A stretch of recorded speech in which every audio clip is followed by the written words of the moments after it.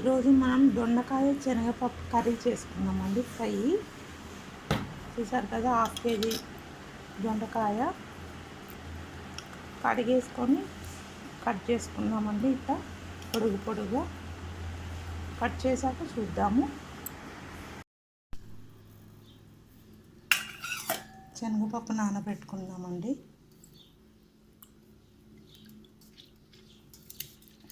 చూసారు కదా, శనగపప్పు నానబెట్టుకుందాము. 2 ఆనియన్స్ తీసుకున్నానండి.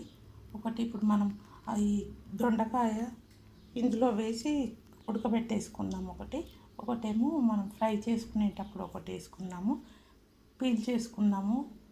ఆనియన్ పీల్ చేసి సన్నగా కట్ చేసుకున్నాము. చూసారు కదా, దొండకాయ సన్నగా కట్ చేసుకున్నాము. ఈ దొండకాయల పసుపు, కొంచెం ఉప్పు, కారం, ఉల్లిగడ్డ కట్ చేసి వేసుకొని బాయిల్ చేసుకుందామండి. దొండకాయలో ఇప్పుడు మనం ఉల్లిగడ్డ కట్ చేసుకున్నామండి. ఒకటి ఇందులో వేసేసుకుందాము. పసుపు, ఉప్పు, కారం అంతా వేసి బాయిల్ చేసుకుందాము. కొద్దిగా పసుపు వేసుకుందాము.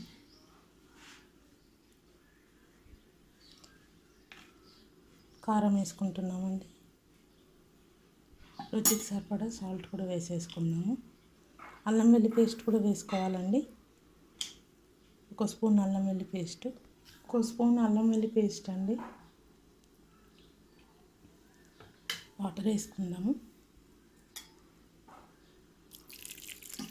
ఉడకబెట్టేసుకుందామండి. స్టవ్ మీద పెట్టేసుకుందాము. ఇది ఉడికాక చూద్దామండి. శనగపప్పు కూడా ఉడకబెట్టేసుకోవాలండి. దాంతోపాటు ఈ శనగపప్పు కూడా ఉడకబెట్టేద్దామండి. దీంట్లో ఏమి వేయద్దు, అలానే ఉడకబెట్టేయాలి. పెట్టేసుకుందాము. ఈ శనగపప్పు, ఈ దొండకాయ 2 ఉడికాక చూద్దామండి. స్టవ్ ఆన్ చేసుకున్నామండి.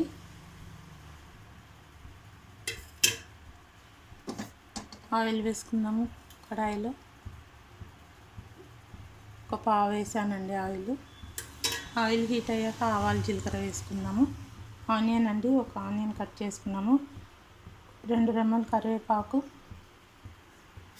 చూసారు కదా, బాయిల్ అయిపోయిందండి దొండకాయ. శనగపప్పు కూడా ఉడికిపోయిందండి. ఇప్పుడు మనం తాలింపు చేసుకోవడమే. ఆయిల్ హీట్ అయిందండి. ఆవాలు, జీలకర్ర వేసుకుందాము. ఆవాలు,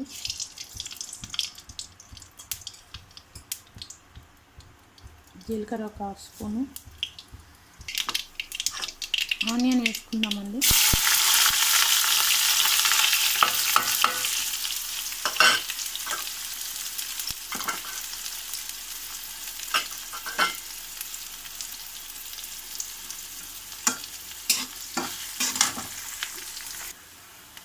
పసుపు వేసుకుంటున్నామండి కొంచెం.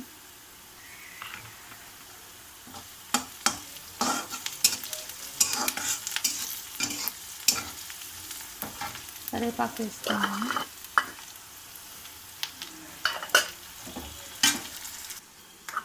దొండకాయ వేసేసుకున్నామండి ఇందులో.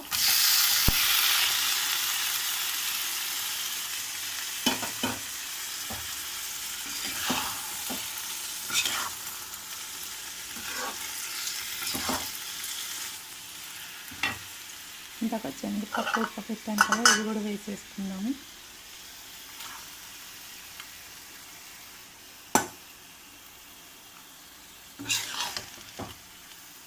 బాగా కలిపేసుకోవాలండి.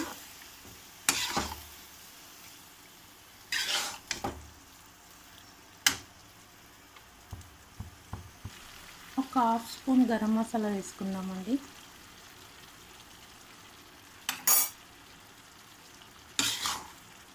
చాలా కమ్మగా ఉంటుంది. మూత పెట్టుకుందాము.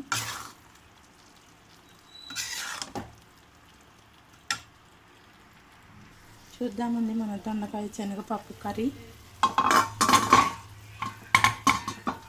ఫ్రై అయిపోయిందండి. చూసారు కదా, దొండకాయ శనగపప్పు ఫ్రై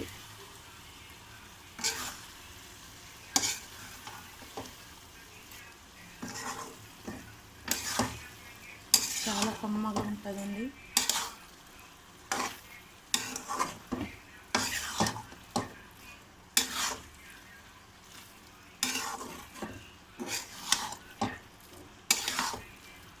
మీరు కూడా చేసి తిని ఎలా ఉందో కామెంట్స్లో చెప్పండి. Thank you. మన దొండకాయ శనగపప్పు కూర అయిపోయిందండి, ఫ్రై.